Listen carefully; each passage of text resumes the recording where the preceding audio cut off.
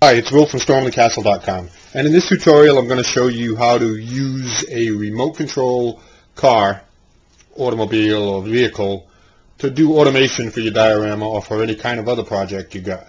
These little cars like this are inexpensive, but they got a little bit of power to them. It's really kind of neat to use this. Rather than throw them out, you can recycle what's in it to make a fun little automated project for something. And what I did was I used this truck, to make a automated drawbridge on one of my dioramas, and it came out really nice. And I'll show you that in action and how I did that. But first, let me take a look. We have our little car. Here's a little remote control. All right, I've disassembled this somewhat already. There's basically three components inside one of these cars. There's the motor setup. See, and this is great. So now you can take this out and use this. See with the two wires? You just extend those wires by cutting them and adding more wires, so you can place this anywhere you want. And of course you can take the wheels off and use just the axle. Here's the control unit right here. That's just screwed down so that can come right off. Here's the antenna. And here's the switch, the on-off switch. With this particular one, the on-off switch is kind of nice.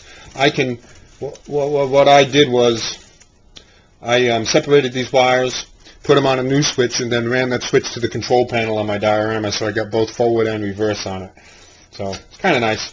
And you can also, and this still works, so you can use the remote control or you can use switches. It's really neat. There's not a whole lot to it, but this little setup here in this particular one is kind of nice. It's all ready to go. You can bolt this down to something, make a little jig, some kind of a little setup, and you've got a nice strong little motor that can go backwards and forwards. So it's a nice way to automate your projects. So I've done that. I've automated a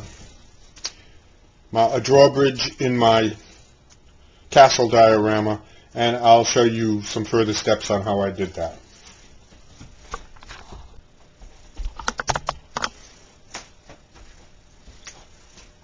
Okay, I've got the automated little section built into a nice little box.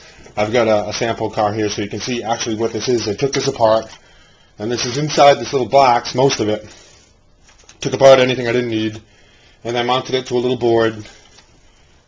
Made a nice little cardboard box here. And what I'm going to do is I'm going to mount this right underneath the diorama to the surface, and then I will run a nice piece of string from here to my drawbridge. And this is what will work. And what you can see here, that what I have here, I use the front wheels and the back wheels.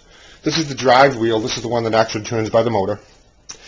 And it goes kind of fast, so I wanted my drawbridge to go slow. So by using a rubber band and using the front wheel here, that's just loose on an axle, we transfer the energy from this fast speed to a slower speed. So this turns nice and slow, and then a string going up to the drawbridge will go nice and slow both ways. So you don't have to make a little box like this, but it is kind of fun. It makes it neater to look at. And now I can just operate it with the remote control, and it'll be good to go. So that's what I've got so far. So the next step will be to mount this into the diorama.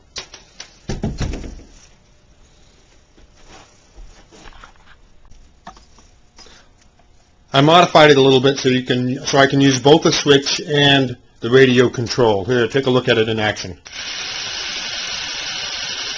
See, we can wind up the drawbridge, or we can unwind it.